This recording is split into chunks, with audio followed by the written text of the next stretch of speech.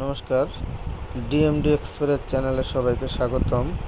আজকের বিষয় মধ্যবিত্ত বাঙালি হয়ে খরচের ধাক্কা। অর্থাৎ ফরিদপুর জেলার সালথা ও নগরকান্দা থানার অঞ্চলের যে জল, তাতে শতভাগ আয়রন ও শতভাগ আর্সেনিক যুক্ত। এই আর্সেনিক আয়রনের যন্ত্রণা সইতে না পেরে নিজ বাড়িতে সাবমার্সিবল বসানো হচ্ছে 600 ফিট গভীর পর্যন্ত।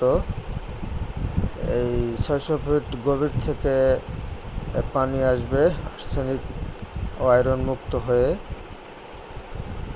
80 ফিট বোরিং করা হয়েছে মোটর বসানোর জন্য। 2 ঘোড়া মোটর 80 ফিট জলের নিচে অবস্থান করছে।